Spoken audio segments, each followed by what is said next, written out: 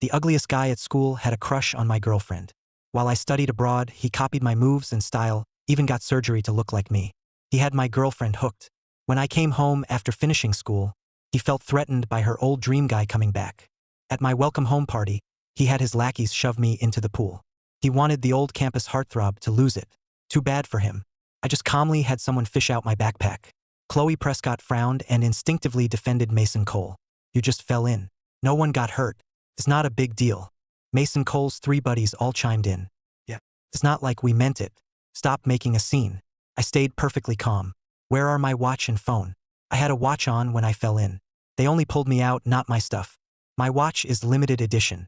Can't even get rained on, let alone soak in a pool. Now it's ruined. I checked my things. Mason and his roommates watched, baffled. Mason knew how much Chloe meant to me. Back in high school, I was the campus heartthrob. Kids from other schools came to see me. He was nobody back then. Now, after a total makeover, he'd stolen the girl I loved. I was supposed to snap, so he used this to provoke me. He wanted me to fall apart in front of Chloe. Mason had pulled this cheap trick many times. After Ethan Hayes fell in and lost face in front of everyone, he should have climbed out swinging. Mason schemed to himself, then put on a tragic tone. Ethan, I'm sorry. This is all my fault. Mason's roommates grabbed him, upset. Mason, don't apologize. You didn't even do it. I just can't stand guys who want someone else's girlfriend. Oh, so whoever did it pays, right? This suit cost $258,000. The shoes, $45,000. The watch, $470,000. The phone, $13,000. After soaking in water, they're all ruined. Total, $786,000. Whoever did it can pay. The second I said that, Mason and his 3 roommates froze. How much? $786,000? That's a house back in my hometown. Mason and his roommates all came from ordinary families. To show he wasn't vain or money-hungry, Mason refused Chloe's expensive gifts. So far, he'd only had Chloe. Get his dad a decent, high-paying job. What? One lousy suit costs over 200 grand? How does he even own a watch worth hundreds of grand? So vain. Mason knew Chloe's family was even richer than mine. And Chloe was the Prescott's only heir. Once he married Chloe, he'd outshine Ethan Hayes. Mason's 3 roommates panicked. This was over 700 grand. They'd gotten jobs at Chloe's company through Mason. 10 grand a month was great, but they couldn't pay this.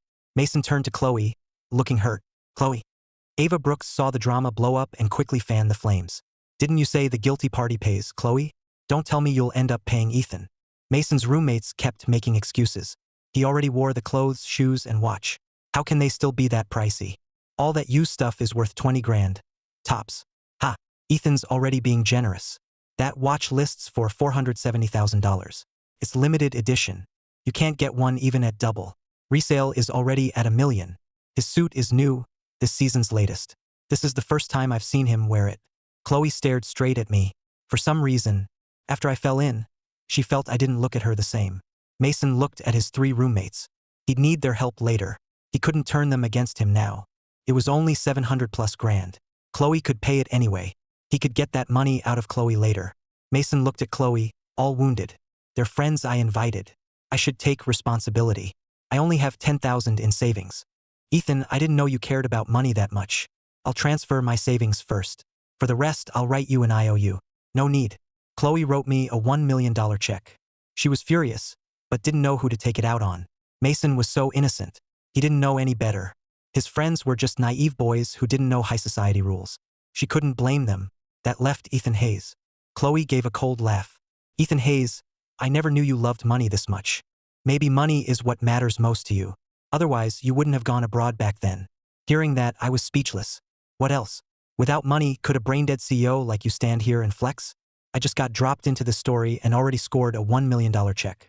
I wasn't in the mood to stay and fight them. So I said, nice and slow, if I can't get an apology, money works too.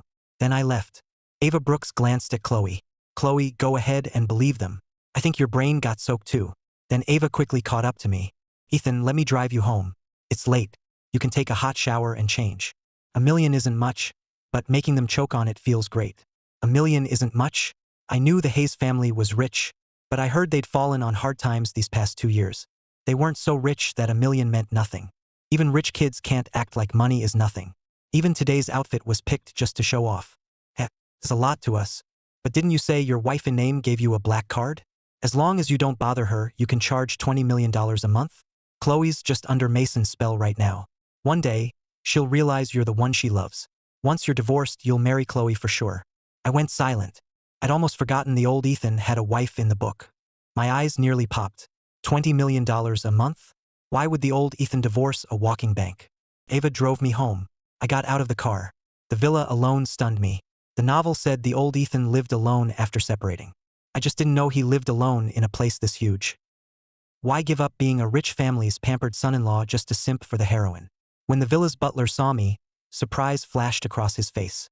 Still, he welcomed me in. "Sir, you're back." Being called that felt weird, like I was in a TV show. To stay in character and not tip anyone off, I just gave a small nod and said nothing. Back in my room, I let out a long breath. No matter what, since I was in this book world, if I couldn't get back, I'd avoid doing what the old Ethan did.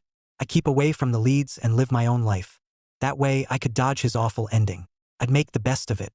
Whatever this place was, I'd adapt for a couple days first. The old Ethan's phone was pretty waterproof. It actually still worked.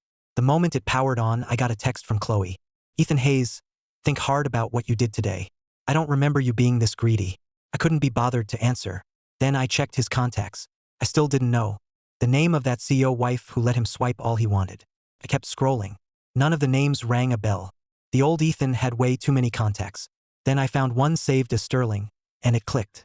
I remembered this big shot was from the Sterling family, Ridgeport's top power family. The pool reeked of chlorine. I took a shower and came out. I was so beat, I fell asleep the second my head hit the pillow. Later, Victoria Sterling came in from outside. Mr. Parker, the butler, hurried over as soon as he saw her. "Miss Sterling, Mr. Hayes actually came home today." A young woman drove him back. Victoria's cold eyes showed little emotion. She just nodded. Mr. Parker knew Victoria and Mr. Hayes had no feelings for each other. They had signed a marriage contract before the wedding. Once the family patriarch passed, they divorced. Victoria was like a perfect work machine. She only cared about her growing business empire and kept most people at a distance. In the middle of the night, I woke up thirsty. I got out of bed and stumbled around looking for water. On the stairs, I saw a figure and grabbed her without thinking. "Excuse me, where's the fridge?" Before she could answer, I heard a cough. "Sir, follow me. Miss Sterling needs to rest." I looked closely at the woman before me. She had a delicate, pretty face. Victoria removed my hand from her arm. "The kitchen's up ahead." I froze. Victoria smiled. "It's cold in here. Bare feet on the floor aren't good for you." "Thank you." I snuck another look at her. If I guessed right, she was the top of the food chain big shot from the book. I grabbed a bottle of ice water from the fridge, opened it and took a sip. The chill hit my chest. I looked at the butler. Why did Miss Sterling get home so late? Miss Sterling is always busy with work. "Sir, if you ever need to tell Miss Sterling something, call me. I'll pass it along for you." After hearing Mr. Parker's answer, I was finally sure she really was the Sterling family big shot. In looks and presence, this Sterling big shot was on a whole other level from Chloe Prescott, the book's heroine. The old Ethan ignored a woman this amazing and beautiful, yet loved Chloe, who fell for it whenever a snake played innocent. I was curious why. No matter how curious I was, I couldn't let the gossip show. If anyone found out I'd been pulled into this book, they might cut me up for research. "Sir, it's very late. You should get some rest." "Okay." I headed back to my room, chatting idly with Mr. Parker. "Miss Sterling seems pretty nice." The book said they had no feelings, didn't get along, and often lived apart. But it never said if they'd slept together. Anyone who had slept with him would notice something was off. And I wasn't mentally ready for that. I pushed the door open. The room was empty, so this couple really did sleep separately. Because I slept so deeply, I woke up early the next morning. After washing up, I came downstairs. Victoria was about to have breakfast. I was hungry too, so I sat down like it was only natural. Mr. Parker looked at Victoria, then at me. Though Victoria showed nothing, he knew she hadn't wanted Mr. Hayes here yesterday. Her manners kept it hidden. So who would play the bad guy? That would be the loyal butler with the $1 million salary, of course. Mr. Parker coughed. "Sir, when are you heading back today? I'll arrange a driver for you." "Back? Back where? Isn't this my home?" My mind started working. The old Ethan and the big shot usually lived apart. Was this the big shot's place? Did that idiot Ava drop me right into her territory? I'll go home around noon today. I drained my glass of milk. After finishing a slice of toast, I reached for the sizzling sausage and cherry tomatoes. Then I noticed Mr. Parker and Victoria were both looking at me weird. I was lost. If I remembered right, the old Ethan was a regular guy, not some male celebrity, so I confidently speared a seasoned fried egg. Victoria dabbed her lips with a napkin. Mr. Parker smiled. Mr. Hayes has quite an appetite today. I waved it off. I was dieting before. Turns out I don't need to. Did you get your heart broken, sir? That was a weird question, especially in front of my actual wife. But Victoria didn't mind. She just looked at me, amused. You got your heart broken? How was I supposed to answer? I was speechless. No, I just realized healthy looks better. That afternoon, Mr. Parker naturally took me to the Hayes house. The old Ethan's parents divorced when he was 1. His dad soon remarried and had another son, Dylan Hayes. Dylan hated that I got to marry Victoria Sterling. With Mr. Parker, Dylan was all smiles. Ethan has always been delicate. I grew up working hard and taking care of him. What a good boy you are. Dylan pretended not to hear my sarcasm. Still playing innocent, he asked Mr. Parker, when will my sister-in-law visit? Once Ethan is better, will she come pick him up? Mr. Parker paused. Well, Miss Sterling is very busy. If Mr. Hayes needs anything, he can call me. Once Mr. Parker left, Dylan latched onto me. Ethan, I want these limited edition sneakers. They're only $470,000. Send me $500,000? I folded my arms. Do I look like $500,000 to you? Dylan froze, annoyed. But to squeeze money out of me, he acted like nothing happened. It's just $500,000, Ethan. The Sterlings are loaded. Don't tell me you won't spare it. Smart. You guessed right. Dylan could flex all those luxury brands in front of his friends. Only because he bled the old Ethan dry. He took Ethan's money, then trashed him to his buddies. The old Ethan kissed up to this family. I wouldn't. What an ungrateful brat. Only $500,000? Try earning that yourself. Dylan soon ran to my stepmother, Marian Hayes, to tattle. Marian watched the way I sat there. For some reason, she felt I'd changed. Something was different from before. My stepmother came over. Ethan, how are things with Chloe lately? I looked at her, confused. Chloe Prescott? I know the Sterlings must be hard on you. Chloe is a good girl. I still like her. I ignored her.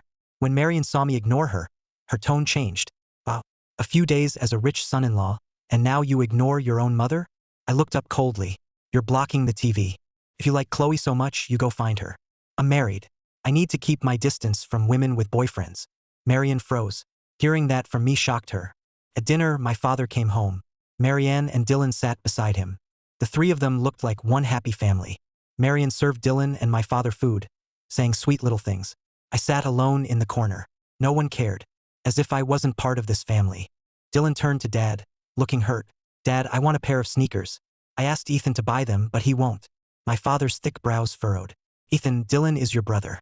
What's wrong with buying him sneakers? Sure. Give me the money. We're family and you're talking money? Was it easy for your mother to raise you? She's not even your real mom, yet she's so good to you. You have no gratitude. Marian quickly played the peacemaker. We're eating. Don't scold the child. Dylan, you should know better. Even if Ethan has plenty of money, you can't just spend his money. If you want sneakers, let Dad buy them later. I gave a cold smirk and stood up. I'm full. I'm heading out. Watching me leave, my father's brows tightened. What's gotten into him today? Then he looked at Dylan. How much are those sneakers? Dylan pouted. $500,000. My father was instantly unhappy. You think our money falls from the sky? Do you know how hard business is now? But even as he scolded Dylan, he couldn't say no to his own son. He sent him some spending money. Next time, get it from your brother. I stood outside the Hayes house. In villa districts, even getting a cab was hard. And I didn't know where the old Ethan's own place was. I had to ask someone. Ava, that flake, was definitely out. I scrolled through my WeChat contacts and soon saw Ryan Bennett's name. In the original book, Ryan Bennett was my friend. The kind who framed people and pulled every dirty trick with me. I sighed and called Ryan. It didn't even take 30 minutes. A guy in a loud floral shirt pulled up in a convertible. Ryan Bennett came over and slung an arm around my shoulders. Ethan, what made you call me? I heard. Mason's telling everyone you're vain and money hungry. He's awful. I'll find a way to teach him a lesson. Forget it. Let's not talk about them. Ryan, can you take me home? To my own place. I got in the car. Before long, Ryan drove me to a condo complex's underground garage. I got out and saw Ryan still sitting there. Ryan, won't you come up? Ryan hesitated. Me? He knew I kept people at arm's length. I didn't like anyone in my place. Only when we shopped together, and I had too many bags to carry, would I let him carry them up. I couldn't help laughing. Of course. You went through all this to drive me home. So at least come in for a bite. It's late and I'm hungry too. Ryan followed me into the elevator and pressed 17 without being asked. Good thing the fingerprint lock worked. I opened the door, stepped in, and froze. The old Ethan looked spotless outside, but his place was a total dump. Ryan hesitated. Want me to clean up for you? Come on. I get $20 million a month. I'm this rich, and I'd make my best friend clean for me? What kind of nonsense is that? So I immediately used my phone to book the priciest cleaning crew I could find. They promised to arrive in 30 minutes and finish in 2 hours. Once they showed up, I dragged Ryan out. Come on, let's eat out. I went into a fancy restaurant nearby. When Ryan heard I was paying, he looked embarrassed. When he came to places like this with friends, he usually picked up the check. When friends offered to treat him, it was always fast food or snacks. Even when he hung out with me before, he paid for everything. Ryan cut his steak, but he could barely eat. The last time I was this nice to him, Mason and Chloe had fought, and Mason ran off to work at a nightclub. I told Ryan to tell Mason's people he was a male escort at the club. He was willing to help, but doing that was still awkward. He worried I'd ask him to do something even more embarrassing this time. I took a bite of foie gras and nearly melted. Ryan looked at me, hesitant. Ethan, what do you need me to do this time? I quickly caught on and smiled. Nothing. We just haven't seen each other in days. I wanted to catch up. What have you been busy with? Ryan instantly cheered up. I got a new girlfriend. She's really good to me. Tomorrow's my birthday. She and her friends are throwing me a party. Ethan, can you come? If you're busy, it's fine. Of course I can. Send me the address. I'll be there. Ryan's eyes lit up. Great. Then I suddenly remembered something. By the way, Ryan, do you know my wife? I mean, she's powerful. Really powerful. Then Ryan's face went white, like something had hit him. Ethan, you're not planning to kill her and take her inheritance, are you? I wouldn't dare. Her family is scary. Hearing that, I choked on my fruit wine. No, I just haven't seen her in so long. I forgot her name. She's too mysterious. Nothing comes up online. At the next table sat 2 elegant, beautiful women. Victoria Sterling had come here for dinner with a friend and noticed me right away. But I was busy eating, drinking, and talking, and didn't notice the other guests. Now that she heard me say something that bizarre, her eyes narrowed slightly. Ryan frowned at me. Her name is Victoria Sterling. I know you two don't love each other, but I didn't think you'd forget even that. I let out a breath. Now I wouldn't have to slip up in front of Victoria. After dinner, I got home and had just lain down. Then a message from Mr. Parker came in. Sir, the Sterling family dinner is in 2 days. Miss Sterling wants you to go with her. I knew nothing about the Big Shots family. The book hadn't given me any of it either. Aside from knowing the Sterlings had a powerful patriarch, I knew nothing else. I DM'd Ryan. Do you know anything about the Sterling family's inner circle? The Sterlings are a very private, rich family. I know nothing. I clawed at the sheets, miserable. What was I supposed to do? I tested the waters with Mr. Parker, saying I was busy and might not make it. Mr. Parker replied right away. Miss Sterling says you must fulfill your duties. If you don't, your monthly allowance gets cut. How much per time? $20 million each time. If this month's is gone, it'll come out of next month's. My heart ached. Then an idea hit me. Mr. Parker, I barely dealt with the Sterlings before. Do you have any advice for me? Sir, I wouldn't dare comment on the family. Good or bad, I can't speak out of turn. I instantly wilted. Just then, my phone rang. Ethan Hayes, Mason, and I had another fight. I was already in a bad mood. Hearing that pretentious woman's voice made it worse. Get lost. Then I hung up. On the other end, Chloe was stunned. Was this really the Ethan Hayes she knew? Her best friend, Sienna Blake, was dumbfounded. Ethan Hayes actually hung up on you? Didn't he used to sit around hoping you'd call? Chloe didn't know what was going on. She felt restless, like everything she used to control was slipping away. Chloe, don't forget. You still need Ethan Hayes. His wife is Victoria Sterling, a big shot most people can't even reach. Victoria must know the secrets you want. Feed Ethan a few lines and he'll do whatever you want. At the name Victoria Sterling, Chloe felt wary, wronged, and a little confused. From how Ethan's acting now, he's probably just trying to get your attention. He's playing hard to get. Chloe believed Sienna right away. But I still think Mason is the good guy. Sienna quickly played along. Mason is great. He doesn't care about money at all. Even if you went broke, he'd beg on the street with you. Can you see Ethan Hayes doing anything that noble? That's true. Mason wants nothing but my love. And Mason feels so alive. Not like Ethan Hayes. He's just a vain, greedy man. He latched onto the Sterlings for money and wouldn't even stay single for you. After hearing Sienna, Chloe felt even better about choosing Mason. Ryan had met these friends through his girlfriend. His girlfriend, Lana Hart, was an actress. She was pretty, but not famous. Lana looked at the gorgeous big cake in the center. Let's cut the cake. Wow. Which bakery made a cake this big? My housekeeper made it. Wait, one more friend is coming. He'll be here soon. What other friend do you have? She didn't believe Ryan could have any decent friends. He was tacky, dull, and couldn't take a hint. After entering showbiz, Lana's spending shot up. But with no fame or fans, she barely made money. That was when she met Ryan. When she heard Ryan was rich, Lana got ideas. Then Ryan started liking her.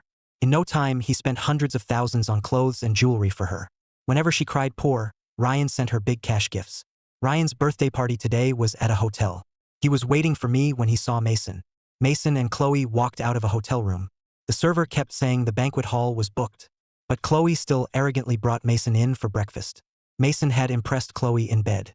So Chloe planned to reward him today with a feast in the banquet hall. Ryan was upset when he saw them come in. This is my birthday party. I didn't invite you. Why are you here? Ryan, you're having your birthday here? Chloe's face stiffened, and she couldn't help asking, why did you do that back then? Mason knew Ryan used to be my lackey. He hated him but still acted generous. Chloe, stop questioning him. I've already forgotten about it. The more understanding Mason seemed, the more Chloe ached for him. Her eyes flashed cold. Say it. Why did you spread rumors behind his back? Can't be his fault. Ethan must have made him do it. Ryan glared at Mason. I did it myself. You got surgery to copy Ethan's face. I looked down on you. What? Mason touched his face. Chloe, I didn't. As they stood there frozen, I walked in. My custom white shirt and black pants made me look even sharper. Chloe's breath caught when she saw me. I frowned. What happened? Chloe pressed her lips together. Ask him. Ryan lowered his head and said nothing. Chloe looked at me torn. He slandered Mason in front of everyone on purpose. Ethan Hayes, slap him. Then I'll believe you had nothing to do with this and forgive you. Ryan looked at me in fear. He knew how much I cared about Chloe. It would be totally normal for me to hit him for her. But today was his birthday. When Ryan saw me raise my hand, he shut his eyes in fear. But I only patted his shoulder. Don't get mad over nobodies. Ryan, it's your birthday. Happy birthday. Ryan froze. I looked coldly at Chloe. Next to my friend, your forgiveness is a joke. It's Ryan's birthday. If he didn't invite you, you can leave. Ethan Hayes, are you insane? You're treating me like this over a lackey? I scoffed, my eyes full of mockery. Yeah, I'm insane. What, Miss Prescott, only noticing now? Sure enough, Chloe's face softened a little. My eyes stayed cold. That's right. I was insane. That's why I was so devoted to you. Now I'm sober, so I won't fall for your lies again. Chloe's face darkened again. She stared me down, her face livid. Mason finally couldn't hold back. Ethan Hayes, that's too much. How can you talk to Chloe like that? I couldn't help giving a cold laugh. I turned to Mason and looked him up and down. Mr. Cole, I'm not Chloe Prescott. Your hard-to-get act won't work on me. Mason's face went pale. He seemed ready to argue, but in the end, he silently followed Chloe out. Once they left, Ryan's friends all came over. Lana recognized Chloe Prescott, the Prescott heiress. The fact that I dared mock them shocked Lana. It also made her think I must be a big deal. She looked from Ryan to me. Ryan, is this that friend of yours? Ryan was filled with guilt. He knew how much Chloe meant to me. But at such a key moment, I had chosen him, not Chloe. Ethan, I'm sorry. I should have let you hit me. I looked at Ryan and couldn't help laughing. Ryan, hitting people can get you arrested. Don't feel guilty. Chloe was setting me up. It's not your fault. Hearing that, Ryan felt much better. He called me over to cut the cake with him. Lana kept sizing me up. A greedy look flashed in her eyes. She brought me a plate of cake. You're Ethan Hayes, right? I'm Ryan's girlfriend. Let's add each other on WeChat. I didn't bring my phone. Lana had brought a huge gift box today. When she opened it, inside was a bouquet of fake flowers. The kind you get on a bargain site for $99 with free shipping. As for the gifts Lana's friends gave Ryan, they were basically the same cheap free shipping stuff. Ryan's smile stiffened when he saw those cheap gifts. The gifts he'd given them were luxury items worth tens of thousands. I gave Ryan a diamond-covered watch, the brand's latest model. When Ryan opened my gift box, he looked surprised. He really liked watches from this brand. Lana looked jealous. Wow, that must be expensive. It's fine. A gift should fit the person receiving it.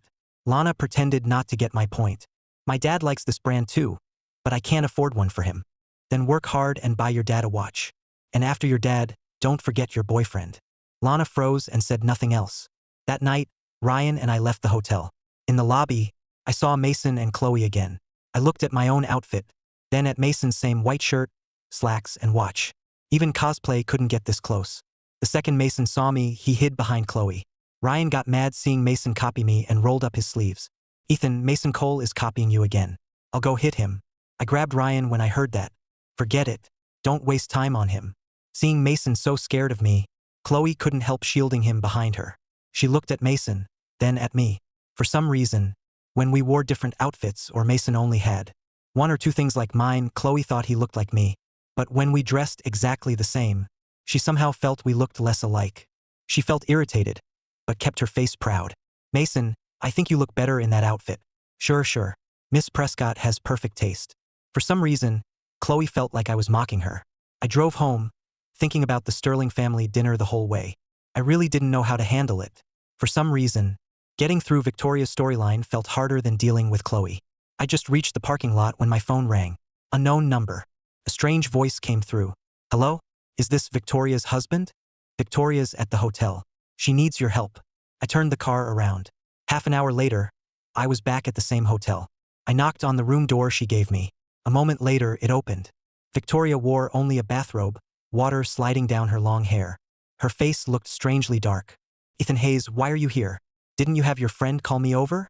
Victoria seemed to remember something, and for 1 second, she looked terrifying. Then she went back to her usual gentle distance. I see. Then the hotel room door clicked locked. Victoria's phone rang. It was the woman who had called me. Victoria, that was the newest drug out of Harbor City. I worried some would linger after the shot, so I called your husband over. Remember to open the door for him. You think outside men are dirty, but your husband should be fine, right? As for the beast who drugged you, just wait till I get my hands on him. I heard every word. I turned to leave. The next second, Victoria pinned my wrist to the door. Honey, now that you're here, you still want to leave? I have a very important meeting tomorrow. I need to sleep tonight. Watch me all night. If anything happens, call this number. She's a doctor. I was lost. Stay up all night? But I'm human too. I get sleepy. Ha. If you can't, next month's $20 million is gone. Honey, can you do it? I immediately patted my chest. It's just staying up. That's nothing. You just sleep easy. I'll watch you all night. But by 2:30 a.m., I really couldn't keep going. My eyelids were fighting. My head kept nodding. Then I jolt awake. I pinched my cheeks. For my $20 million, I could not fall asleep. Then I opened my phone and watched videos to keep myself awake. That night, seeing her sleep so peacefully, I dozed off by the bed. When Victoria Sterling woke up, it was already 7 a.m. The second she moved, I woke up. My head was full of next month's $20 million allowance, so I slept light. When I opened my eyes, I met Victoria's sharp gaze. Oh God, I fell asleep, and the big shot caught me. Morning. Even my voice sounded guilty. Victoria gave a half smile. You what? My eyes landed on her amazing figure. You have a great body. Victoria's smile froze. She pulled her robe tight and went to the bathroom. I finally breathed out. A while later, the doorbell rang. I opened the door and saw a stern woman in a suit. Sir, these are clothes for you and Miss Sterling. I took the two huge boxes. One was white, one was black. I figured the white one was Victoria's and set it on the bed. Then I called toward the bathroom. Miss Sterling, your assistant brought you an outfit. Okay, leave it outside. Then I opened the box for me and checked the clothes. Inside was a black custom suit, plus a smaller box. I opened it and froze. It was a watch. I could tell it was worth a fortune. Victoria soon came out. She took the fitted dress her assistant brought and changed. When she came out in that custom dress, she looked soft and stunning. I pointed at the suit in front of me. This outfit is for you. Go change inside. The watch is yours too. Your reward for last night. Can I ask how much it's worth? $40 million. Victoria watched my face. If you don't want it, toss it. I do. I want it. Victoria gave a strange little laugh. We're going to the Sterling house today. You may suffer a little there. For the watch's sake, bear with it. I nodded. $40 million for taking a little grief? Plenty of people would beg for that. The ultra-rich really are different. So lavish. Victoria checked the time. Let's have breakfast at the restaurant first. I worried my stomach bug would send me back to the hospital. So I only had milk and a sandwich. Victoria arched a brow, then seemed to remember something and smiled. No appetite today? Yeah. You know me. I never have an appetite. I usually eat very little. That morning, Chloe brought Mason to the hotel restaurant and spotted me right away. Ethan Hayes, why are you here? I turned. Victoria looked over too. My heart tightened. If Victoria saw I didn't like Chloe, She might doubt I was really Ethan, and maybe wonder if I'd fallen for her. A woman like Victoria hated clingy men most. A flicker of hope rose in Chloe. Were you waiting here for me on purpose? As a man, Mason noticed the woman across from me first. He used to think Chloe was as good as women got. After seeing Victoria, he finally understood. Chloe couldn't even compare. Victoria's voice was cool. Ethan, who are these two? Only then did Chloe notice Victoria. The second she saw her, Chloe went on guard. I'm Chloe Prescott, Ethan Hayes' friend. This is my boyfriend, Mason Cole. Chloe Prescott. Victoria repeated her name, her eyes darkening. Victoria Sterling. I'm Ethan's wife. Chloe froze. Mason felt a sting of envy. His eyes drifted to my clothes and watch. The more he looked, the more stunned he was.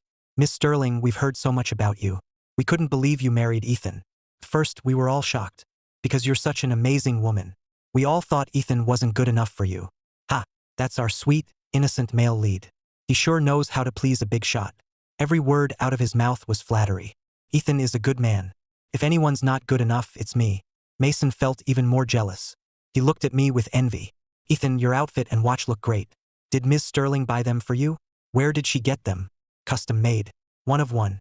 Mason looked awkward. He had wanted to hint for Chloe to buy him the same ones. Now that clearly wasn't happening. Chloe's face had been dark this whole time. She realized my eyes had never once been on her. She couldn't help wondering what Victoria and I did at the hotel last night. Then Chloe left the restaurant without touching breakfast. Mason quickly followed her. I stared after Chloe as she disappeared and put on a lost, wistful look. Victoria gave a half smile. She's the woman you like? Yeah. We've known each other for years. She's nothing special. Honey, you're handsome, but your taste in women is awful. I deflated. After breakfast, Victoria stood up. Let's go. I got into her black Bentley with her. Half an hour later, we reached the Sterling estate. Victoria parked and got out. I got out with her. Only then did I realize how extraordinary the Sterlings were. The Sterling villa sat by the water, backed by hills, like a corner from an old ink painting, full of heritage and quiet style. I followed Victoria through the gate. Miss Sterling. Victoria cut me off. Use my name in front of people. Victoria, I don't really know the Sterlings. Victoria gave a half smile. Your memory's that bad? We were just here last month. It's the same people as last time. Really? Right. We came last month. Victoria watched my guilty act, her eyes darkening. The last time she brought me here was for our wedding. I really didn't know many of the Sterlings. But teasing me was like teasing a stray kitten, and apparently it was pretty fun. A Sterling servant had already come over. Miss Victoria. I followed Victoria inside. A refined woman in her 40s sat in a chair. She held a cup of tea. Beside her stood a young man in a white suit. Judging by the woman's face, I guessed she was Victoria's mother. Evelyn Whitmore smiled warmly at Victoria. Victoria, you're back. Then her gaze swept over me. You're here too. Victoria nodded coldly. Where's Grandpa? I heard he's been unwell. He went fishing early. He'll be back at noon. Your room is always cleaned. Go rest there first. Ethan Hayes, now that you're married to Victoria, take good care of her. Have a son soon, okay? Having kids can wait, Grandma. We're going upstairs to rest. What? I thought this woman looked too young to be Victoria's mother. She was actually Victoria's grandmother? Do rich people all age this well? Before I could process it, Victoria took my arm and led me upstairs. Her tone was warm and doting, nothing like how she spoke to Evelyn. Why aren't you wearing your wedding ring? Where's your diamond ring? The old Ethan was married, but he refused to admit it, so he hid his wedding ring. As for where, I had no clue. Victoria, though, wore a simple wedding band. The design was exquisite. I looked guilty. I forgot to wear it. Victoria huffed playfully. Keep forgetting, and I'll have to punish you. I knew Victoria was faking all of this, putting on a show with me, but facing a woman this stunning and poised, I still zoned out a little. Somehow, Victoria felt more like the actor. Evelyn's face darkened as she watched. The young man in white beside her was so mad his eyes went red. He stared hard at Victoria's back. I followed Victoria upstairs. Until we reached a room. Victoria opened the door. The door slammed shut. Once it did, Victoria instantly let go of my hand. All that tender warmth vanished from her face. I was curious. Miss Sterling, your grandma looks pretty young. She's not my real grandmother. I thought you remembered. I rubbed my forehead. I did, but I had a bad fever a while ago. After that, some things got fuzzy. Victoria quietly watched me put on my act. She didn't call me out. I shamelessly pressed on. Miss Sterling. Madam CEO. Tell me about your family. Victoria ignored me. She went straight to wash her hands. I followed her. Come on, tell me. It's just us two. We'll get bored. Talking will fix that. Ha! Two people alone can find better ways. Want a lesson, honey? I cheered inside but said no. Victoria washed and dried her hands. To get back at her coldness, I went to wash my hands too. But touching a woman I don't like is awful. $20 million. $20 million, my eyes lit up. My bad. Just then, someone knocked outside. Victoria suddenly pinned me to the wall. A full-on wall pin. My ears went red. I froze completely. Then the door clicked open.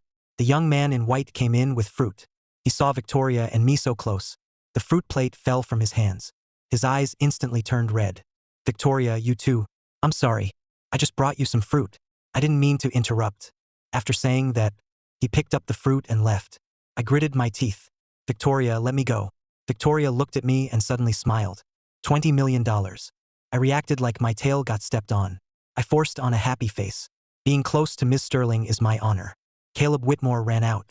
When he saw Evelyn, he looked even more hurt. Victoria and that man. They were. Evelyn understood at once. She couldn't help scolding Caleb. It's nothing. Why get like this? They're married. Anything in that room is normal. Why? That man is lowborn trash. How is he good enough for Victoria?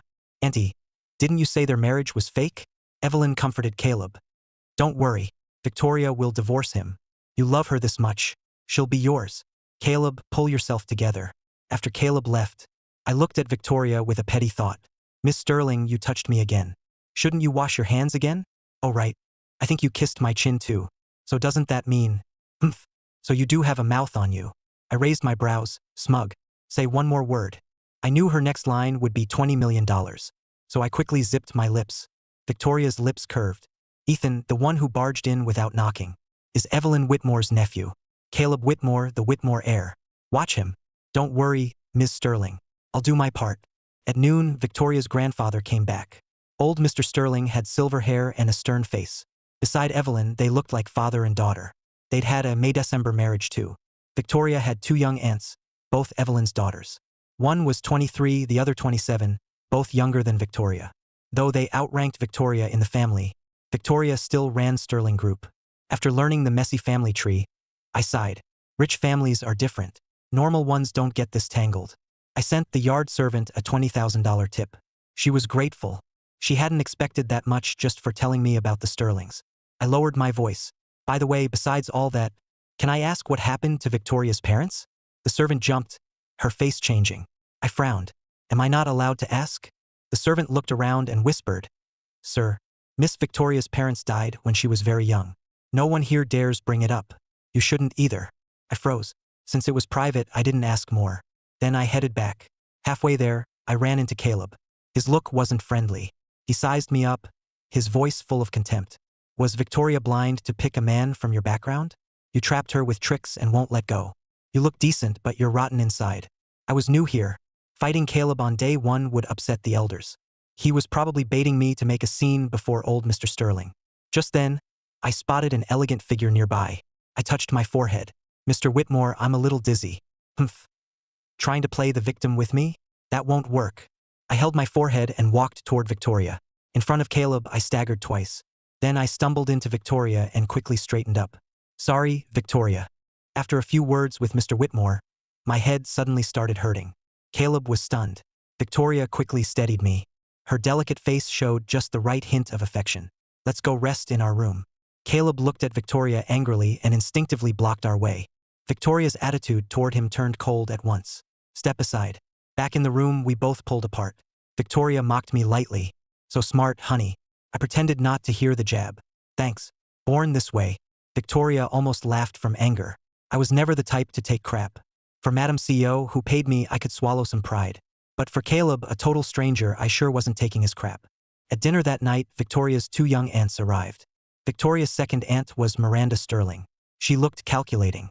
Her third aunt, Grace Sterling, looked much more upright. Old Mr. Sterling didn't exactly like me. In his eyes, my modest background made me unworthy of Victoria. With a stern face, he warned me, you and Victoria need to be good to each other. Have a child soon and give the Sterlings an heir. I nodded. Seeing I wasn't pushy and didn't argue, he actually looked a little pleased. After dinner, I followed Victoria back to the room. I asked carefully, "Can I sleep in the bed tonight? This bed looks pretty big." A ruthless flash crossed Victoria's face. Then a faint smile returned. "Sure. I figured I must have imagined it. I tested the waters. Miss Sterling, are you okay? Mr. Hayes, for your own safety, don't try to care about me and don't try to understand me." "Why? Will the world end?" Victoria laughed despite herself and opened the bathroom door. "The world won't. You will." After her shower, she came back in black silk pajamas. I quickly explained, "I'm in love with someone else." Victoria's sharp eyes fixed on me coldly. I couldn't tell what she was thinking. I went on, I love Chloe. I could never love anyone else, so don't worry I'll ever cling to you." Then I went into the bathroom, took a quick shower, and came out. I didn't even look at Victoria. I fell asleep the second my head hit the pillow. The next morning, I woke up well-rested and opened my eyes. The first thing I saw was a woman's delicate collarbone. The real problem was, why were we half-dressed and tangled together first thing in the morning? Panic flickered in my eyes. Her long, pale arm was around my waist. I tried to quietly lift her arm and slip out of bed. But the second my hand touched Victoria's arm, she opened her eyes. I froze awkwardly. Victoria calmly let go. "Explain." "I wasn't trying to seduce you or get close to you. Look carefully. You're the one holding me." Victoria raised a brow. The more I talked, the guiltier I felt. Then I suddenly realized I hadn't rolled over to Victoria's side. Victoria had pushed me into a corner of the bed. Victoria realized it too. I instantly had the high ground. "Explain." Victoria wasn't embarrassed at all. "This is my bed, Mr. Hayes. Giving you a corner was already generous." Spoken like a CEO who prints money. She could call black white. Capitalists really do have black hearts. I got out of bed and went to the bathroom. Victoria watched me go, thoughtful. She unscrewed the water bottle by the bed, opened a drawer and took out a pill bottle. She shook out 2 pills. Then she called a household servant. Before long, I heard a knock. I opened the door. Caleb stood there, full of resentment. He held an outfit and glared at me with hate. Then he actually passed out right in front of me. I looked at Victoria in panic. Her face didn't change. She stayed gentle as ever. "Don't worry. He has a serious heart condition. Passing out is normal." I was suddenly glad I hadn't clashed with Caleb yesterday. Otherwise, whether he really fainted or faked it, I'd be in deep trouble. The Sterling servants soon noticed something was wrong. They rushed to call the private doctor and hauled Caleb away. Victoria looked at me with cool mockery. "What? You pity him? Feel bad for him? If we're talking pitiful, I think you're worse off. With a suitor like that, whether you reject him or avoid him, someone will guilt-trip you." Victoria froze. I sighed again. Then again. "I don't even have a real job. I make money by selling my marriage. What right do I have to pity rich heirs and heiresses like you? If Miss Sterling paid me more, maybe I'd feel more sorry for you." Victoria smiled. As she passed me, she said softly, "Don't even think about it." After Caleb's episode, Evelyn called me over and chewed me out. "Caleb is a Whitmore heir. You made him bring you clothes? Are there no servants in this house?" I put my hands in my pockets. He snatched the clothes from a servant. "I never asked him to bring them. I'm talking to you and you dare talk back? No manners at all. Don't you know you don't talk back to elders? Talk back one more time, and I'll make Victoria divorce you right now." Just then, someone knocked on the door. I saw Victoria, who had just left for a company meeting, standing at the door, stone-faced. "Grandma, I need Ethan with me for an event today. I'm taking him with me." Seeing Victoria, Evelyn switched back to a kind, gentle face. "Okay, you two go." Victoria saved my skin. I was beyond grateful. Clearly, Evelyn was good at this. One face for Victoria, and another one for me. I sighed. Good thing she respects you. Otherwise, I really couldn't have gotten away. Victoria just smiled. The black Bentley soon left the villa area and headed downtown. I spoke up. "My place is..." Before I could finish, the car pulled over. "Get out. It's easy to catch a cab here." "Fine. No matter how sweet a rich woman looks, she's heartless inside. I'm going to see my ex-girlfriend." "Correction. Chloe isn't your ex. You never had her. Good luck in love, kid." I couldn't catch my breath, but I got a mouthful of exhaust. I took a cab back to my condo complex. Just my luck, I ran into Chloe and Mason. Mason saw I was alone. "Ethan, where's your wife?" Chloe stared at me coldly, like I cheated on her. "My wife went to work. She's busy. Why are you here?" "Chloe bought me a place here. So pricey, over $20 million. The condo wasn't in Mason's name, but he was the one living there. Rounded up, it was basically a gift to Mason. Chloe didn't even know what was wrong with her. She wanted to prove she loved Mason by spoiling him nonstop. "No way. Don't tell me it's my building." Mason was smug inside, but he kept smiling. "Ethan, we're right above you. You don't mind, do you? Suddenly, a bunch of voices cut in. I turned and saw Mason's roommates. Ethan Hayes, why are you here? Mason glanced at Chloe and quickly spoke up. Don't talk to Ethan like that. He lives here too, right below me. One of Mason's roommates sneered. So that's it. He's a spoiled rich kid. Daddy and a rich woman got him this nice place. Yeah. Nothing like your Mason, who started from nothing and earned his way in. Their faces changed instantly. Ethan Hayes, don't push it. Telling the truth is pushing it? Mason lowered his head and stood before Chloe, looking hurt. Chloe, he's right. I shouldn't live in your place. I should earn my own. Chloe gave me a cold look. Don't listen to him, Mason. Everything I have is yours. After that love line, Chloe waited for me to look hurt like I used to, but I just smiled and left. Late that night, I covered my ears with a pillow, eyes sharp enough to kill. I wanted to run upstairs and kill someone. Could they not be this loud? The floor soundproofing in my place wasn't actually that bad, but the people upstairs were too wild, practically howling. Mason knew I slept below him, and he knew the soundproofing was decent. If he didn't make a huge racket, I might not hear it. The next morning, I woke up with dark circles. Ryan asked me out today. He said an aunt invited him to dinner. He wanted me to go with him. Just my luck. I ran into Chloe and Mason again in the elevator. Chloe was wearing a camisole. Over it was a sheer white jacket. Obvious hickeys marked her neck and collarbone. I rolled my eyes. Even without seeing that, last night's noise told me exactly what happened. Mason greeted me. Morning, Ethan. Bro. Ha. Am I older than you? Why call me bro? Seeing how angry I was, Mason was smug inside, but still looked pitiful. Sorry. No need to apologize, Mr. Cole. Just stay away from me. Then Chloe said coldly, Mason didn't want a place here because of you. Ethan Hayes, don't flatter yourself. It's just a coincidence, right?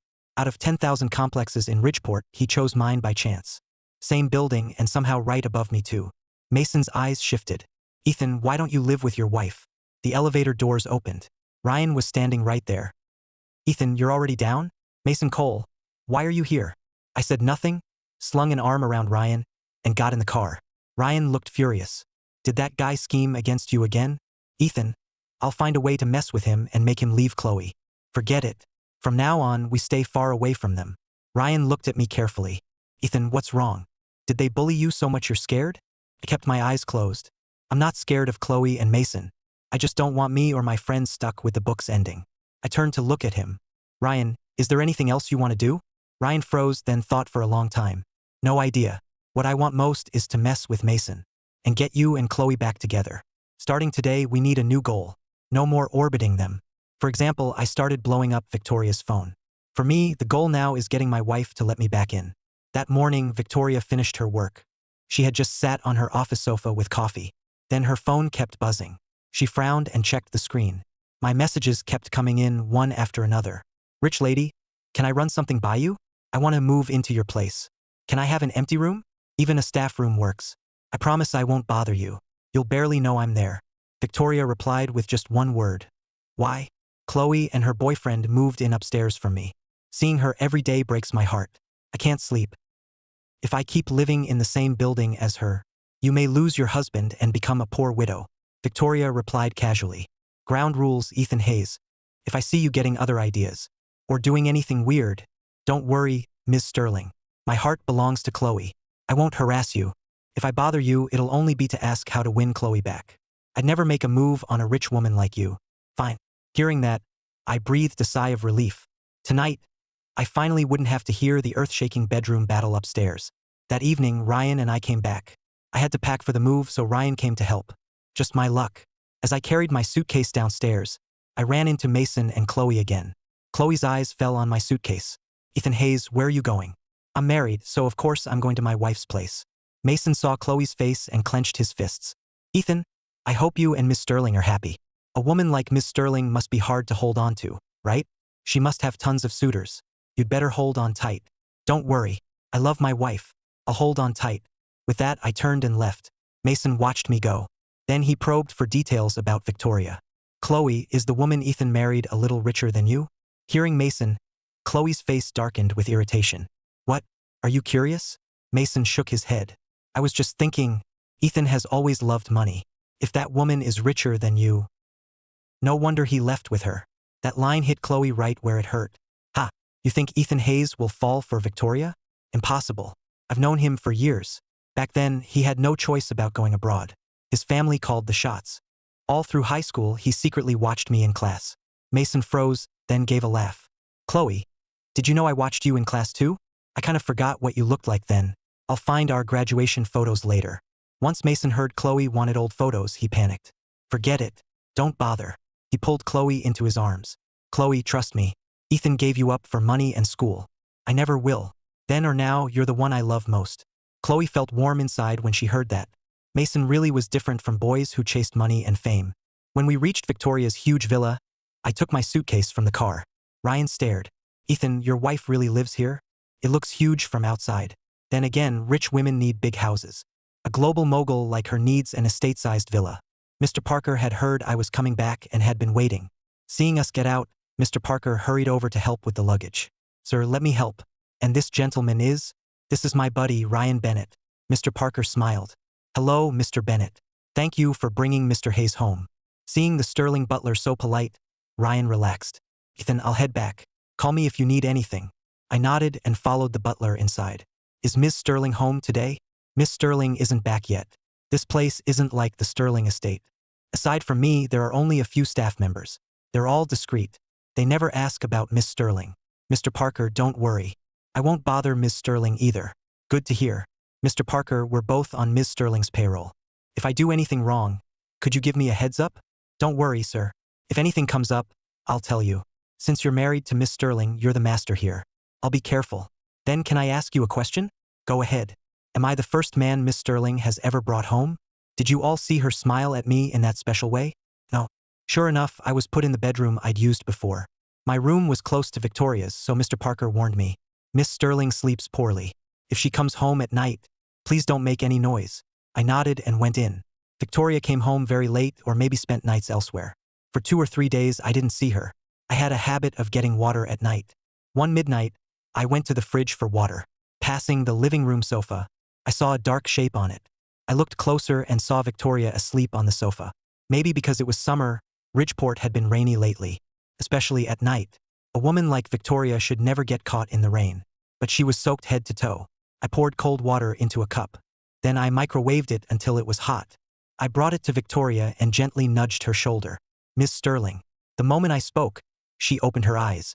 Victoria's eyes were like cold knives. I backed up 2 steps, my hand shaking around the cup. Victoria swept me with a cold look. Why are you here? 4 days ago, you said I could move in. Victoria's mind was a blur. She couldn't remember if she'd really agreed. Right now, she didn't want to see anyone. When I offered the hot water, she knocked the cup to the floor. Mr. Parker heard the noise and rushed down. Sir, Miss Sterling is drunk. Please go rest in your room. Miss Sterling, go back to sleep on the sofa. I'll clean this up. I didn't smell much alcohol on Victoria. But with Mr. Parker signaling me, I could only go back to my room. Mr. Parker swept up the glass shards and asked nothing about Victoria on the sofa. He went straight back to his room. I thought of her soaked clothes and dripping hair. I worried she'd catch a cold. Anyone else would wake up with a fever, maybe pneumonia. I snuck out and set the thermostat to heat. The next morning, I woke up. I went to the dining room as usual. Victoria was already at the table. Compared with last night's icy aura, today she looked gentle and calm, like a different person. Victoria greeted me. Morning. I froze a little. Good morning. Sir, please sit and have breakfast. I obediently sat down. I didn't ask or say anything about last night. Victoria soon finished breakfast and headed out. The second she left, my gossip itch kicked in. Mr. Parker, does Miss Sterling have split personalities? One by day, another by night? Mr. Parker made faces and coughed like crazy. Behind me, Victoria held a cup of coffee. She looked at me with a half smile. Honey, are you that curious about me? I quickly grabbed my sandwich and took a huge bite. Victoria watched, amused, as I bit off a third of it. Then she watched me choke and turn red. I grabbed the milk and drank. Took me a while to recover. Then my phone rang. Ava Brooks's name was on the screen. I answered. Ethan, Chloe's birthday is in 2 days. What are you getting her? I swallowed my first answer, a coffin, and said, I'm still thinking. Thinking about what? Wait any longer, and that jerk Mason gets even harder to shake. I found out Mason's schedule. Should we kidnap Mason so he misses Chloe's birthday? When I stayed quiet, Ava added, or just kill him. In front of Victoria, my new wife, I couldn't just say I was over Chloe. If Victoria knew I didn't love Chloe, with her suspicious rich lady ego, She might think I'd fallen for her and cut off my huge allowance. I hesitated. Ava, in Chloe's eyes, I've always been a handsome, kind dream guy. This would look bad. I'm afraid she'd get mad if she found out. Chloe's birthday is a big deal. I'll prepare a real surprise. It will beat Mason's for sure. I'll win Chloe over with sincerity. Don't worry.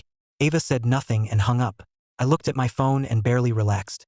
Victoria set down her coffee, amusement in her voice. Watching someone suffer for love really is interesting. At her mockery, I couldn't help clenching my fist. I clenched it, then let go. Forget it. I couldn't blame the rich woman for laughing. Even I thought my act was ridiculous. Miss Sterling, maybe you've never loved anyone or been loved, so that's why you mock it. The second I said that, Victoria's eyes suddenly turned exactly like last night. Her whole aura changed. Mr. Parker saw it and quickly spoke. Miss Sterling, it's time to go to the office. The driver is waiting outside. The next day, I met Ryan's aunt. That night, when I got home, I finally saw the text Mr. Parker had sent at noon. Everyone has the day off. No one is home. Sir, please stay at a hotel. Since I was already at the door, I wasn't turning around for a hotel. I went in while texting him back. Why does everyone have the day off? Shouldn't 1 or 2 people stay? 3 minutes later, he replied. It's a Sterling Company perk. Every year, staff get a week on Harbor Isle. With perks like that, no wonder whenever Victoria asks them to do something, they never complain. Sure enough, no one was home. Even Victoria hadn't come back. I looked at this villa worth hundreds of millions and mentally calculated what it cost Victoria to live here for one day. I sat cross-legged on the sofa, tapping away on my phone calculator. Just then, the door suddenly opened. Victoria and I stared at each other. Mr. Parker and the others went overseas for team building. Victoria ignored me and walked past me upstairs. I politely asked her, "Did you eat tonight? Want me to cook you something?" Victoria shook her head. "Not now. Make breakfast tomorrow morning. Noodles for breakfast." I froze for a second, then nodded. Victoria gave me an indifferent look. "Tomorrow is Chloe's birthday. What gift did you prepare?" I'd totally forgotten, but with her asking, I racked my brain. A bottle of perfume. Victoria curled her lips sarcastically and went upstairs. The next morning, my alarm woke me up. I washed up, changed, and went to the kitchen to make breakfast. Victoria grabbed her files and was about to leave when she ran into me coming from the kitchen. She froze. "So did I? You made me get up to cook for you. And now you're leaving without eating?" "No, I was just putting the files in the car first." Victoria didn't blink, but I didn't buy her crap. We sat in the dining room. Victoria picked up some noodles and ate slowly. Honestly, they tasted pretty average. Halfway through, her chopsticks hit a soft-boiled egg. I didn't expect her to finish the bowl I made. For some reason, scattered bits of the novel came back to me. In the original book, the heroine shared Victoria's birthday. If I remembered right, it was today. I looked up at her. I heard eating noodles in the morning means a long life." "What?" "Yeah, that's the idea. Anyway, the whole year ahead will be great. Smooth work, good mood." A sly old fox like Mr. Parker never mentioned Victoria's birthday. So Victoria clearly avoided birthdays. I couldn't just say happy birthday, but I still had to give her some kind of blessing. I truly hoped Victoria's future would be good. For Chloe's birthday, even if I didn't want to go, I had to show up. Ava drove over to pick me up. "Ethan, it's like you're a different person. The other day was such a good chance. If we'd kidnapped Mason." I sat in the passenger seat with my eyes closed. "Want me to buy you a criminal code so you can see how many years you'd get?" Ava jumped, but still talked tough. "That would never happen. Whether it would or not isn't up to you. You don't want to risk half your life. All for your buddy's so-called love, do you?" Ava froze, but still held on, though her voice went weak. "You and Chloe had years together. Can you just let some guy cut in? Mason copies everything about you. When you see his face looking like yours, Ethan, doesn't it make you sick? He's like a thief. He stole your woman. He stole your face. One day, he'll destroy you completely." Hearing Ava say that, I shook my head. "Ava, as long as I keep being myself, no one can steal me." Outside Chloe's house, Ryan, Ava, and I officially met up. Ryan was surprised to see me in a white tee. "Ethan, for an occasion this important, you're wearing that?" I just shrugged. Ever since I walked in, Chloe's eyes had kept drifting to me. Mason glanced at Chloe and clenched his fists. "Chloe." Chloe finally snapped back. "Chloe, it's your birthday today." Ethan Hayes showed up without even dressing up. Doesn't look like he cares much about it. Chloe brought Mason over to me. Mason put on the air of the man of the house. "Ethan, you got here and didn't say a word to Chloe. You've just been eating over here. Are you upset? If you are, you can talk to me." Ryan folded his arms. You know exactly why Ethan's upset, don't you? Mason's face went pale. He looked pitifully at Chloe. Chloe, did I say something wrong again? Chloe swept a disgusted look over Ryan. For my sake. She didn't say anything to him yet. Then she looked at me. Chloe Prescott, happy birthday. The desserts here are good. That's it? For some reason, Chloe felt disappointed. Yeah. Time got away from me. I forgot to get you a birthday gift. But I don't think you got me one for my last birthday either. So we're even. Fine. If you didn't get one, you didn't get one. Ava stared at Mason's outfit and suddenly spoke. Mason Cole, that outfit looks a lot like what Ethan wore at high school graduation. Once Ava said that, Ryan also found the outfit familiar. Mason panicked and looked at Chloe. Chloe, Ethan and I do have kind of similar taste. Ignore them. You look better in it. Hearing Chloe say that, Mason's roommates instantly got cocky. Hear that? Mason looks better in it. One girl looked at Mason, surprised. Is that Mason Cole? I haven't seen you in years. You've changed so much. You got way more handsome. And now you kind of look like Ethan Hayes. Afraid Chloe would get the wrong idea. Mason's roommate quickly added, he just grew into his looks. Ava scoffed. The others around them started chattering too. One of Mason's roommates spoke up. Of course our Mason is great. That's why Chloe likes him so much. Not like some shameless simp who won't take a hint. Ryan snapped and went over to shove Mason's roommate. Who are you calling a simp? Mason copied Ethan to climb up. I gently grabbed Ryan's arm. Ryan, don't argue with him. Ryan's face was red with anger. He glared hard at Mason. My voice was calm. I don't know who you meant. But to avoid any misunderstanding, let me say this first. I'm married. I'd hidden my marriage well before, so none of these classmates knew. Hearing it out of nowhere, everyone was shocked. Chloe most of all. She never expected me to admit I was married in public. Facing everyone's confusion, I calmly said my wife was wonderful in every way. We're very much in love. I came to Chloe's birthday party. Only because we're ordinary high school classmates, just like everyone else. Chloe's face turned livid. She hooked her arm through Mason's. But her eyes stayed locked on me. Ethan Hayes, make Ryan apologize. He shouldn't have gotten physical. I shielded Ryan behind me. Some mouths just ask for trouble. It's a miracle they're still alive. Mason's roommates shook with rage. And I didn't name names. Don't volunteer yourself. With things this ugly, there was no point staying. I looked at Ryan and Ava. Let's go. Ava was my friend, and Chloe's too. But after hearing me, Ava still followed. As Ava passed Chloe, she stopped. Chloe, you've really let us down. You know who started this? Chloe watched my back with cold eyes. This was the worst birthday she'd ever had. Mason watched Chloe carefully from the side. Chloe, are you mad? It's all my fault. I'll go beg Ethan to come back. No. If he had any sense, he wouldn't have walked out like that. Meanwhile, Ava's face was grim. Mason makes friends with people like that. That says enough about him. Chloe actually believed them. I didn't really care. The three of us hadn't eaten, so we went to a restaurant. Ava checked her phone. I need to head back early. I have to go to work with my crush tomorrow morning. I really want to confess, but I think he hates me. Then I remembered Ava's ending was tragic with a capital T. She didn't just go to prison. Her husband and the company secretary set her up. Ava, focus on your career for now. Get that going before you think about marriage. Ryan nodded too. I think Ethan's right. Ugh. But I really like him. I took a sip of coffee. How many times have you met him? 7. How much have you given him? Not much. Car and a watch. Just over $1 million. What's his salary? He said he makes $6,000 a month. Then you're doing it wrong. With a guy like that, throwing money at him will only turn him off. Ava froze. But my mom said if you like a man, you spend money on him. You haven't even won him yet. That just makes him feel your worlds apart. I looked at Ryan. Ryan, am I making sense? He nodded like crazy. Ava, you need the right approach to chase a guy. Hearing me makes so much sense. Ava was totally won over. Ethan, you're the real expert. That makes total sense. Then teach me. How should I chase him? Chloe's birthday party somehow turned into a private dating advice session for our trio. After dinner, I grabbed my keys and got into my Lamborghini. Ryan got into his Ferrari too. Ava, purse in hand, opened her Maybach. We each headed home. On the road, I saw a bakery. It was this late, but the bakery was still open. For some reason, thinking about Chloe's lively party tonight, my thoughts drifted to Victoria. I suddenly felt Victoria was actually very lonely. I pulled over, went in, and picked a palm-sized pink cake. I stared at it for a long time. If Victoria wouldn't touch it, then it would be my breakfast tomorrow. Done. I got home and opened the door. The living room was empty. Looks like the busy rich lady still wasn't back.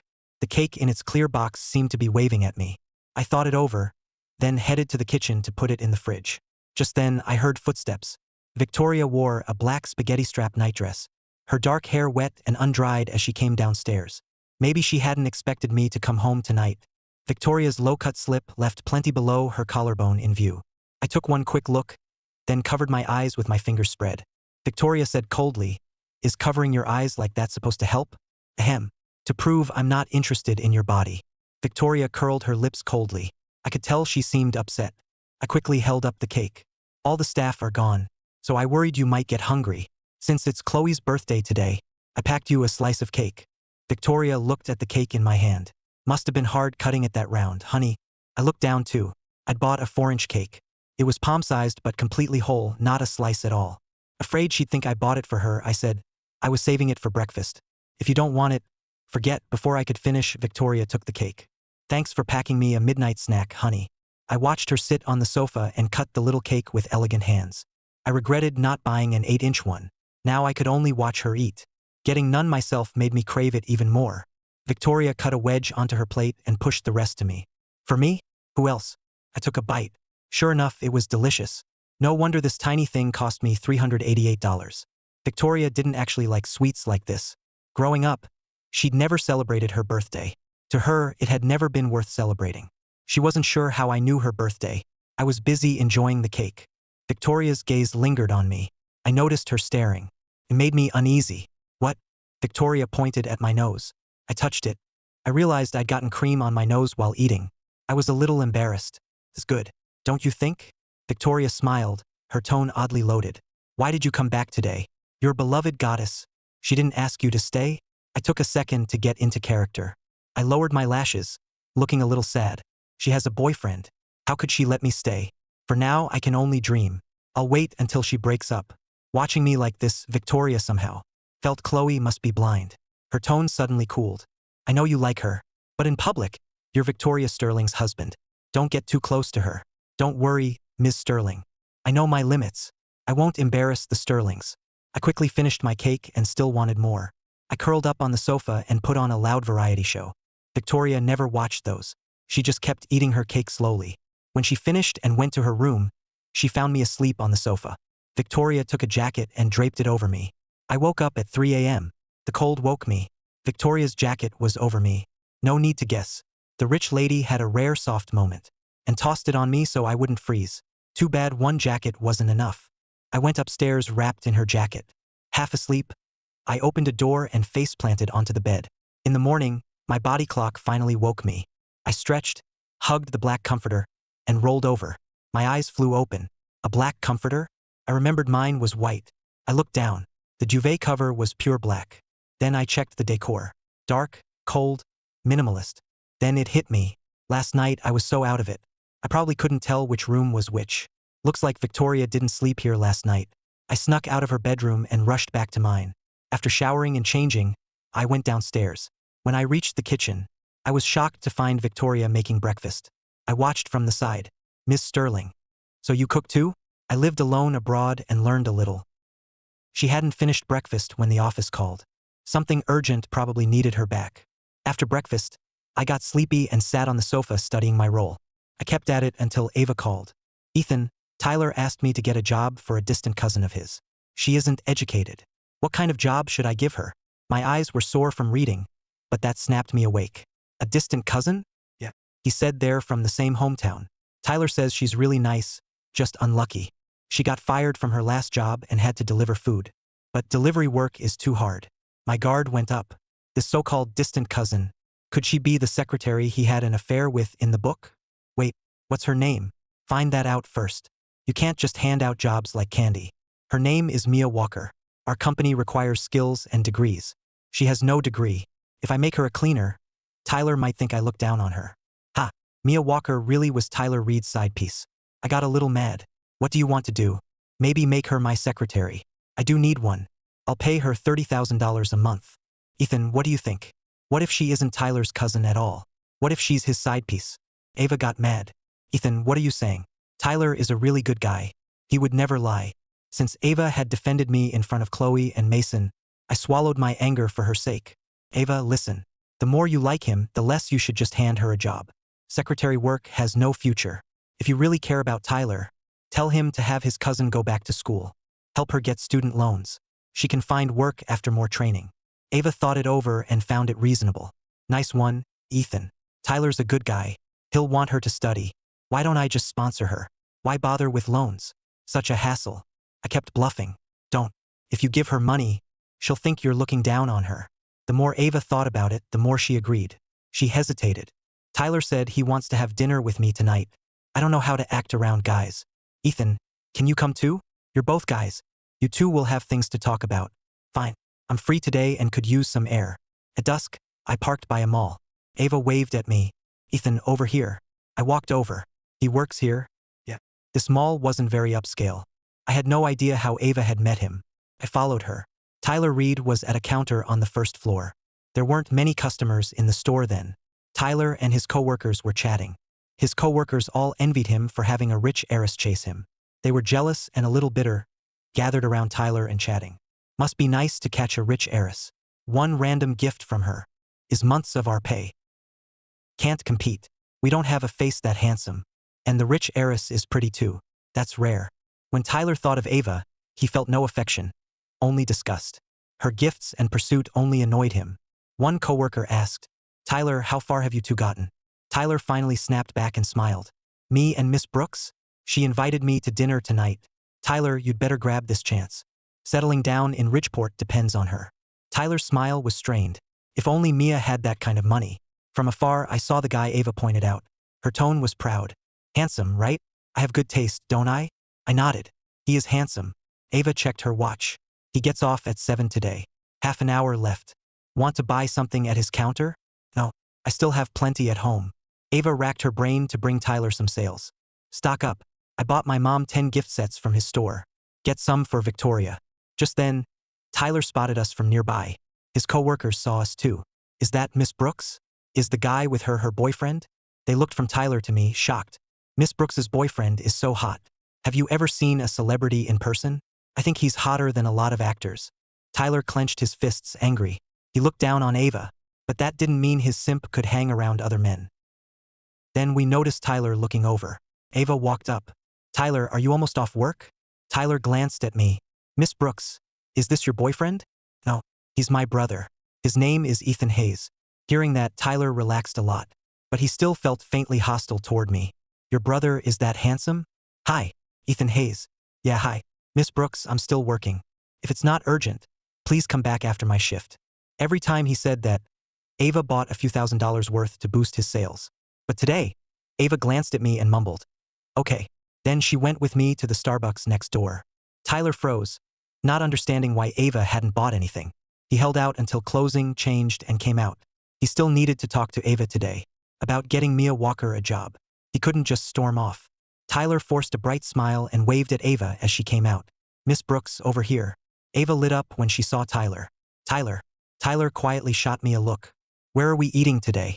Ava named a restaurant and we went to the parking lot. She opened the car doors for Tyler and me, wanting us both in back. Tyler didn't want to sit with me. I'll sit up front. Ava froze, worried I'd feel awkward alone, and looked at me. I waved it off.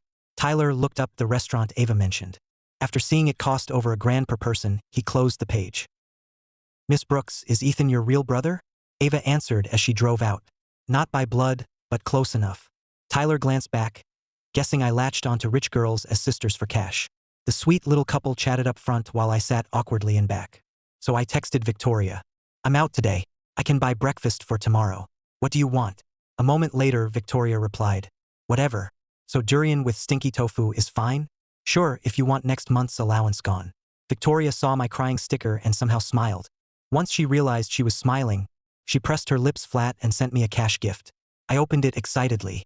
1 cent. I gritted my teeth and locked my phone. Soon we reached the restaurant. I got out and the three of us went in. Tyler saw I was totally at ease here. Even the staff's greetings didn't faze me. For some reason, it bothered him. Ava smiled and said, Tyler, Ethan is really nice. If you can't tell me something, you can ask him for advice. Tyler didn't buy it and turned back to Ava. My cousin says she doesn't want to study. Her family is struggling. She wants to make money for a few years and help them live better. Ava hadn't expected that and felt guilty. Then I cut Ava off with a smile. I'm curious, Mr. Reed. Which uncle or aunt is this cousin from? You're really good to your cousin. Tyler's face stiffened. She's my dad's brother's daughter. We're close blood. If she's your dad's brother's daughter, she's your paternal cousin. You two should have the same last name. Tyler didn't sort out the logic right away. Then it finally hit him. Tyler actually recovered pretty fast. I meant my mom's brother's daughter. Back home, we use the same word for all uncles. Small towns aren't like big cities. Ethan, you're not looking down on me, are you? Oh no.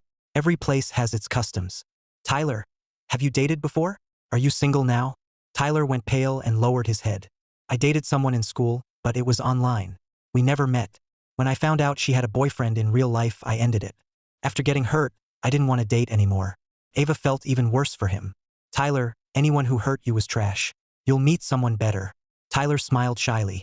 My family is very traditional. I just want to marry a woman I truly love. Then take good care of her and her parents too. Tyler's words were a total knockout for Ava. A hopeless romantic from a broken home. Perfect kill shot. Sure enough, Ava was stunned. After dinner, Tyler offered to pay. Ava, you've treated me so many times. I just got paid today. Let me treat you. This meal cost more than Tyler's monthly pay. How could Ava let him pay? Not only did she rush to pay, she took Tyler to Crown Galleria for clothes. She told him to buy whatever he wanted. That move left me stunned. Boss lady, if I shop this floor too, will you pay? Ava still winced at my spending level. No, Ethan. Your wife is 100 times richer than me. Use your own card. Tyler heard I had a wife and a rich one at that. That was nothing like what he'd guessed. His impression of me instantly improved. I browsed around but found nothing I liked. Then I noticed a dark dress that looked pretty nice. Simple and elegant. Somehow it fit Victoria perfectly. For no clear reason, I bought the dress. Call it cashback for the rich lady's $20 million. Then I saw a hat with a very bold design. A bright green cuckold hat. I picked it up and plopped it on Ava's head. Don't you think this hat is perfect for you? Ava checked herself in the mirror, confused. I don't usually wear hats. Who wears a hat to work? I put my hands in my pockets. I think it suits you. Since earlier, Tyler had been trying to win me over. Hearing me say that, he quickly agreed. I think Ethan has pretty good taste. Miss Brooks, it looks great on you. Ava took another close look at the hat. This hat is green, right? Ethan, what are you trying to say? I laughed. Ava thought I was joking with her. Ethan Hayes, you're dead. Take a cab back to your car. When Tyler noticed it was a cuckold hat, he felt oddly guilty. With me there, he was afraid I'd sense something. Tyler didn't want to look like a gold digger. So he picked only one outfit for himself. He bought nothing else, then looked guilty. Ava, you're so good to me. I don't know how to repay you. I feel really bad. Tyler, don't think that. Come on, I'll drive you guys home. Ava dropped me where I'd parked, and I drove home. Tyler looked at my car. Ava, your friend is rich. Ava nodded hard. His wife's family is seriously powerful. Tyler frowned. He doesn't have a thing for you, does he? You two seem close. Like me? Absolutely not. Maybe I'm overthinking. But I don't like other people getting too close to my girlfriend. Don't worry. I'll keep my distance from other guys. I won't make you jealous. Then about my cousin's job. At that, Ava got a headache. For some reason, she remembered what I'd said yesterday. If he really likes you and is right for you, he'll respect your choice and won't put you on the spot. Our company needs cleaners. Would that work? Tyler looked unhappy. Cleaning is hard work. Ava, can't you give her a manager role or something? Ava was startled. Her company was in tech. Even regular staff needed relevant college degrees. Managers needed a top school master's minimum. Someone who never got into college, even if placed in that role, wouldn't know what to do. Ava shook her head. I'm afraid that won't work. She doesn't qualify. Tyler lowered his head and said nothing. Before, Ava would have felt terrible. But maybe because of my influence today, she suddenly felt this guy wasn't right for her. Soon, she dropped Tyler outside his apartment complex. Tyler hesitated, then said, Ava, won't you come up for a bit? Mia Walker wasn't at his place tonight. Even if she were, it wouldn't matter much. Tyler had told Ava before that, to save money, he rented a 2-bedroom with his cousin. As an adult, Ava knew what he meant. Flattered, she almost got out, but she quickly held back. It's late, Tyler. Go up and rest. Disappointment flashed in Tyler's eyes. Meanwhile, I went to the supermarket for tomorrow's breakfast. I also bought a lot of late-night snacks. Back home, I put everything in the fridge and took a shower. Seeing Victoria still wasn't back, I bugged her on WeChat. Rich lady, are you not coming home tonight? Victoria had just reached the parking lot, and opened the car door to head home. That was when she saw my message. Not coming home. Okay. Haha, what a shame. I bought dessert for two. Since Victoria isn't coming back, I'll eat her share. I pulled my chilled bottle from the fridge. My audition was tomorrow afternoon. I had no idea how it would go, so I popped champagne and had cake to celebrate early. Having money in the bank felt great. I just finished both cakes when Victoria walked in. Glass in hand, I stared at her, and she stared back. Honey, you're cheating behind my back. Did she have to make it sound so dirty? I just ate without her. I poured her a glass. Have a glass, rich lady. It'll help you sleep. When I couldn't sleep before, I'd have a glass of red wine. Victoria took the glass. The bottle had cost $991 at the supermarket. That was pricey for me. Too bad Victoria didn't drink stuff that cheap. She took a sip and gave me a half smile. You're drinking with me? How's your tolerance? I answered without thinking.